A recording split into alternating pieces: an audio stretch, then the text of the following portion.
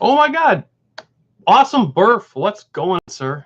Finally able to catch one of these. Oh, third gift. You have my condolences. Oh, man. So what is going on, sir? Oh, and hello to the second person whoever's here. Join chat. Unless that's me. I don't know how this works. Oh, my Lord.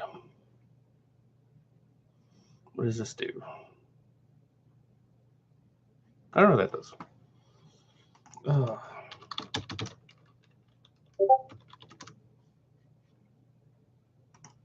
Let's take care of that.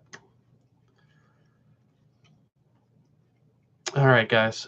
So as usual, we're going to start the stream with some site news. Last 2 weeks have been pretty crazy. And I don't mean on the site, I mean in life in general. Within the last, basically over the weekend, our microwave died, our air conditioner died, the Nintendo I was using to test eBay games to sell to pay for those repairs died, and then my bathroom fan died. So basically, as long as it had something as a spinning blade, it was not good. I got the fan taken care of. Becky and I are probably going to be buying a new microwave this weekend. I have to call the AC repair guy after the stream, so we'll take care of that. So it's all good. But yeah, it's been a crazy last 2 weeks. And on top of that, I finally got a script going for the next episode of Game Wraith TV. It's actually going to talk about Sony's first-party publishing, which I'm really looking forward to. So that's going to be cool. As far as other news, the music CD for our Patreon members, both old and new, is at the production plant. I got the message yesterday saying it's actually in production. I should have it in my hands. I think they said next week. And as long as I don't have to make a, hey guys, this was a mistake artwork issue that happened, we should be good to go. I'll start sending those out to the Patreon folks. And then whatever I have left over from that, I will give out the CD itself as freebies to random YouTube viewers and so forth, probably on streams or something like that. Welcome to all the new people that just hit up. We're up to 5 already. So that's going to be cool. With the music CD starting to go out to Patreon members, I'm going to send out probably 2 last email hurrahs to both the current Patreon members and all of our older non-members. And once those 2 emails go out, that'll be it. I'm hoping to actually successfully close my Patreon before the end of June, so people don't get charged on the July side. But looking forward to it. Hit pretty much all my goals. Had a lot of great people on there. Had some fantastic behind-the-scenes stuff going on. It wasn't perfect. It's weird. It's weird trying to run a behind-the-scenes blog, if you will, for someone who hates spoilers. So there was that. But otherwise, it's good to go. As far as the site cleanup from when I rebuilt it from scratch, all the thumbnails and all the search engine optimization is done for all the pages that were already made. And with those debris fields being cleaned, I discovered that all the stuff to do is re-add about 260 to 270 games back to site from ones I'd already done.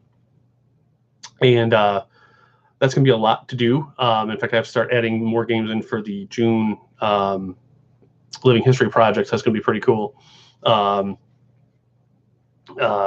yeah, like the only thing that sucks is for some reason the I think it's called a CSV file from when I backed up the old site before crashing it. I can't get to open, and when I do get it to open, like everything's all garbage. So some of the trivia might be lost when I re-add those pages. So I'll deal with that as we go on. Other than that, the Space Hulk Longbox update. I actually did email, if you guys didn't see the post, I actually did send out the email to the seller and kind of explained if he could forward the link to my YouTube video to the buyer, because something's weird going on where there isn't feedback left for the seller, and the seller hasn't left feedback for the buyer. So I don't know if something crazy is going on. I don't know if maybe the buyer saw the video and freaked out because of how I was trying to explain how it might not be a true sealed copy. So the problem with eBay is that they're very, very picky about their emails, and if it looks like you're trying to get someone's contact information that isn't just their eBay username, they can actually penalize you in fees and so forth. So I flat out told the seller that I wasn't looking for the person's personal information. I wanted him or her kept anonymous. But if you could just forward the link to the YouTube video and see what happens. So that said, otherwise, that trail is already cold for the Space Hulk Long box. Hopefully something happens. Hey, Kavia. Hey, Hybrid. Welcome back, Hybrid. What's going on? There we go. Stupid sign in. Kavia, don't feel bad. I am 42 and I still don't know how this stuff works. So how is everyone doing this fine afternoon?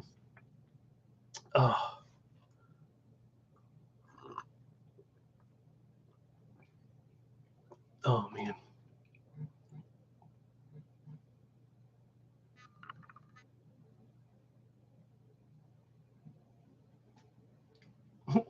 All right, guys. So how's everything going? I'm gonna push this to the side.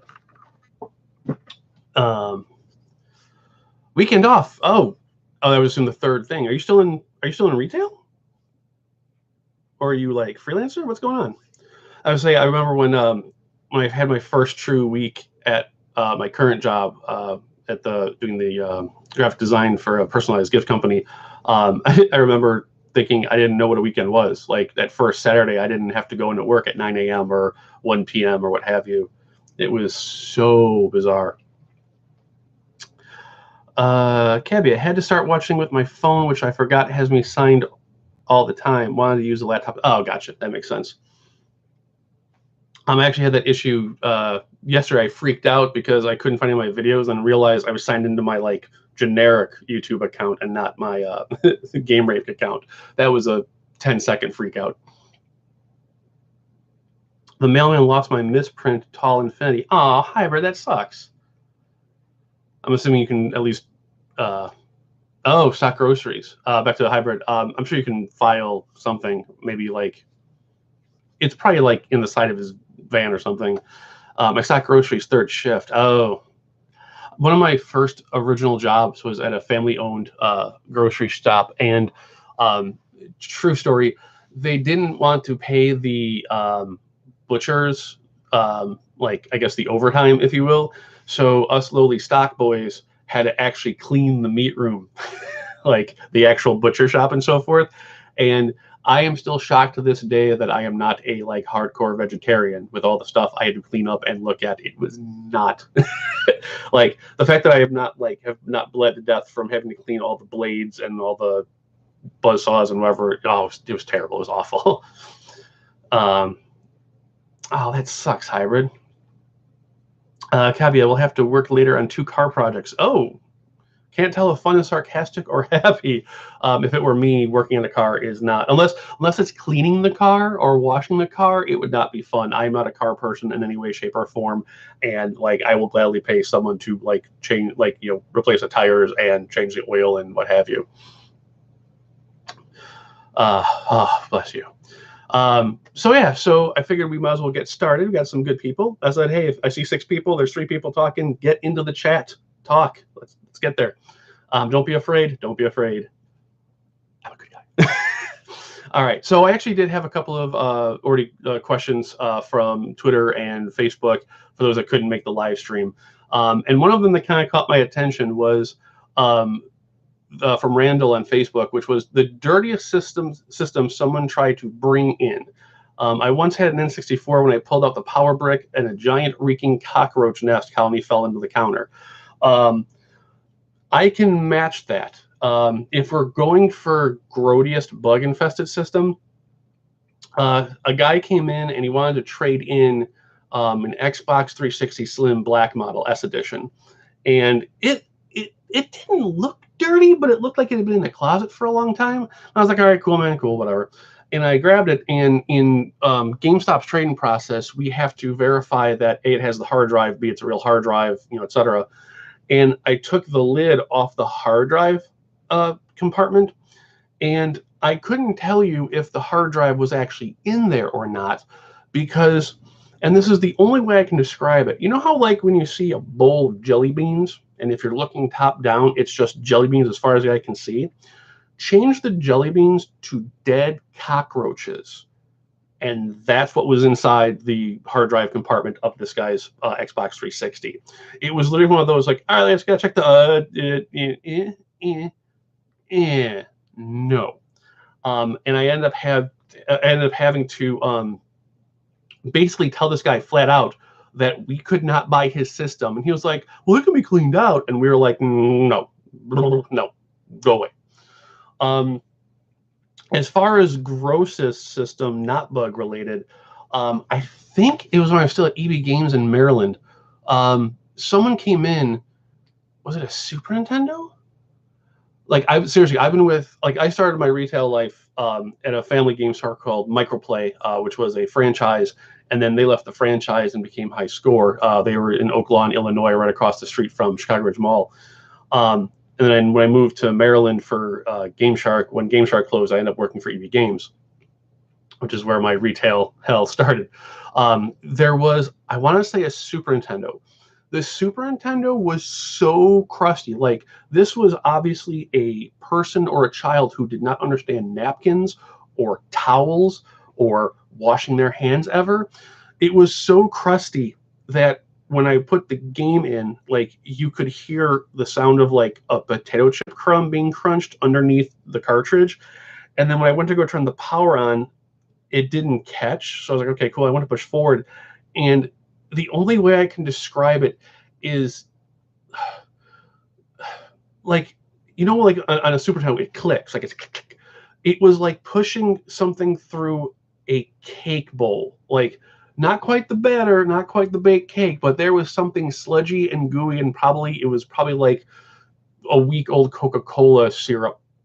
Oh, so gross. I remember in both instances, I turned to my coworker and I was like, I will be in the bathroom for the next 10 minutes boiling my hands off. I will be right back. But, oh, it was so gross. Probably the most... probably the most arrogant trade-in, if you want to talk about dirty. At High Score, this family came in and they were trading in more Super Nintendo stuff, and you could tell it was the kid system and no one told them how to like treat things. This guy, this is no joke, this is no exaggeration. Imagine Super Mario Kart on the Super Nintendo, okay? So you're looking at the label front, I've got the backside. There was an actual hole in the cart on the left screw area.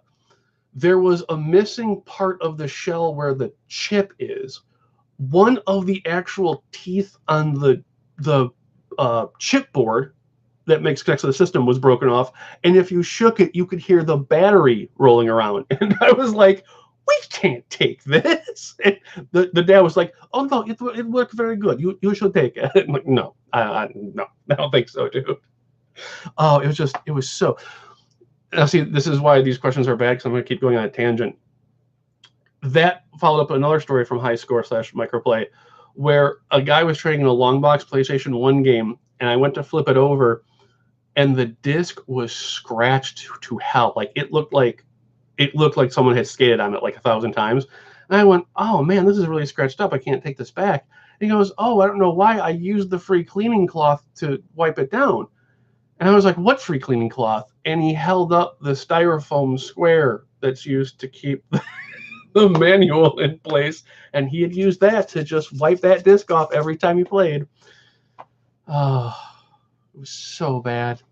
It was so bad. Kabia, that sucks. Had a Dreamcast Mortal Kombat that was perfect. Got cracked through the case while being delivered. Oh, yeah. I actually, my story with the cracked disc was Final Fantasy VIII from Squaresoft. When they re-released the Greatest Hits games for the Silver Bottoms, went to take disc 3 out of the case to scan it in for Game Rave, and I was like, wow, this is on there really tight, and I snapped it just clean right in half, straight down Pac-Man style. I still haven't found a replacement for that. I ended up just photoshopping the disc for the site so you couldn't see the crack anymore. Kabia, it could be worse. Knew of a car that was being worked on. It acted weird when you accelerated with the throttle. Turns out with the airbox was open, a mouse came running out. Oh, that's not good. That's like the stories of all the when the people find like cats sitting on the engine block or on the tires and so forth. Oh my God. I say, if you guys have questions, like I said, ask me anything. I'm basically just using the Twitter and Facebook questions as filler for when you guys haven't asked any questions yet. So, like I said, ask me anything.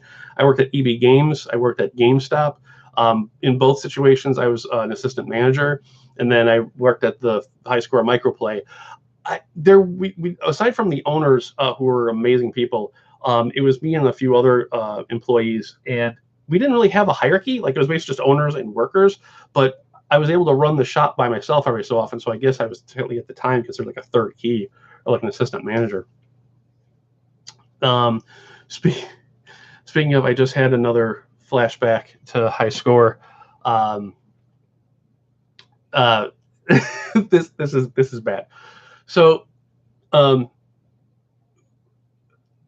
will say that. We'll say that. Let me see if there's any questions come up first.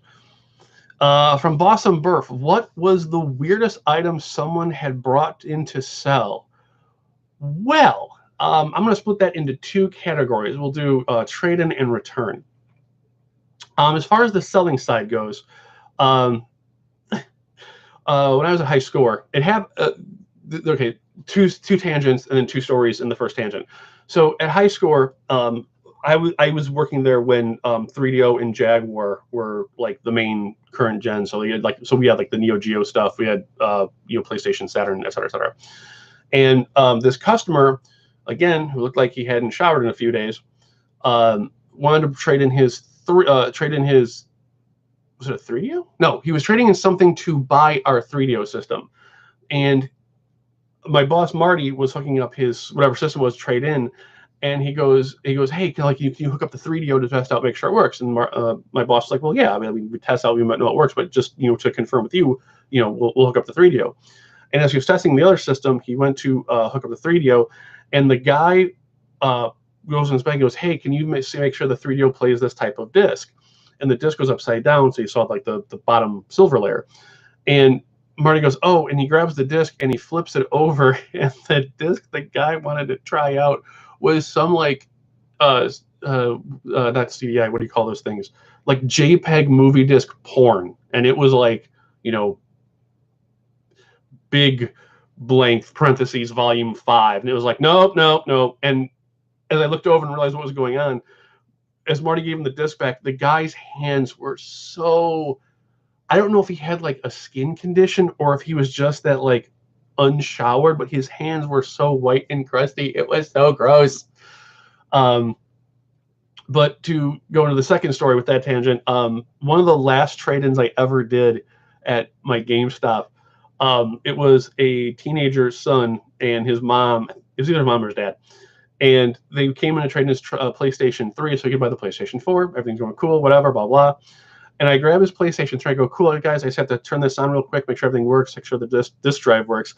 And the teenager's face goes pale. I mean, like Casper White ghost pale. And I'm like, is he okay? Is something wrong? So I throw the PlayStation 3 on. I turn the system on, and I grab one of his games to test out, and I turn back. And if you don't own a PlayStation 3, your username is front and center to log in to start your action or transaction, whatever you want to call it. And the kid's username was something that could have like ass licker or like ass taster 69. And I saw it, and I quickly hit the button to get past it, and I turned back, and he was looking at me like, and I said, don't worry, we format these before we sell them. It'll be completely blank. And with his mom just in front of him, he just goes, thank you. I've never seen a teenager so embarrassed before. Oh my God.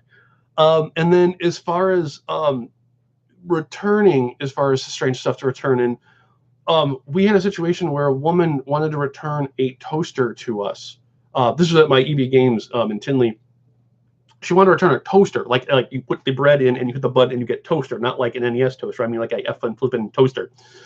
And me and I think it was my third key at the time, we were like, sir, like we don't sell this. Like I can't return anything to you. You didn't buy it here. This is not our product. And she was so crazy. She literally believed, and I'm not making this up or exaggerating, she literally believed that all stores, didn't matter if it was a game store, Best Buy, a furniture store, McDonald's, she believed that we were all connected by some supercomputer and she could just return her product to wherever and we would like take care of it and go return it to the real building and like get the money back. And it got so bad we had to call the police not emergency number to have one of the local police officers come in and explain to her legally why we couldn't return her toaster for her. It was the most bizarre situation I have ever been in because they just didn't get it. It was ridiculous. Let's see here. Kabia, have you had to deal with theft or fraud in terms of money? Have a bit there and there to work with. Have I ever dealt with theft? That's a three-pronged answer. As far as fraud goes, I take that back. As far as theft goes, if we're talking on the customer side, all the time. I could literally have a stream just on fraud and theft alone from the customer side. One of my favorites were the people that were the criminals that literally did not care at all. And when I say do not care, like I had one guy come in and he was like, "Hey man, I was going to trade some PS2 games for us. I'm looking for cash. Let me see." I'm like, "Cool." And I grab a stack. They were first sign of trouble. They're disc only. They're always disc only because people either just yank them from the Redbox disc with a fake credit card, or they walk into Best Buy's discount bin, grab all of them, and walk out. The stack of discs was this tall. It had been like 20 to 30 discs, disc only. And I flipped them over and went like this, started filling them out like playing cards. And it was all Transformers the game on PS2 on the original, based on the original Michael Bay movie. It was the same game, 22 copies of, and I just went, "No, go away." I've had people literally. We had a person steal from a GameStop like a city over. I mean, really, it was like 10 minutes away, but like a city over.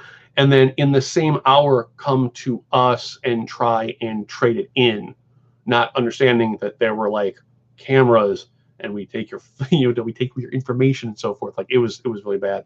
Probably one of the most, my favorite fraud. I mean, we've had like fake $100 bills and a lot of fun stuff, and fake credit cards are super easy to spot, especially if you're a graphic designer like I am. But there was, I think I've shared this story before, but I'm not sure. So bear with me for all the newcomers. My favorite fake credit card story of all time was a woman who came in and first sign of trouble every time. "Hey, what's the newest, hottest game system out there?" "Oh, it's this." "Well, then I'll take 5 of them." Like, "No, it's only one per customer." "Oh, okay. Well, I'll take that in like, 7 games or whatever." So grab the system, come back. I know it's going to be a fake credit card. I ring it up, do my spiel, and she hands me the credit card. I wish I was making this up, guys. I really do. So she hands me this credit card. And you know how if you look at a really old image, like if an internet image on a modern screen, it's really JPEG-y. Like if you're watching like a Sega CD full motion video, it's all that JPEG and artifact-y. It was this artifact JPEG-y logo of the Hooters logo, the restaurant Hooters. Except when she put the image into her fake credit card program, she didn't crop it, so the H and the S was missing. So she handed me an Ooter credit card. And the graphic designer in me just started dying. And I was like, no.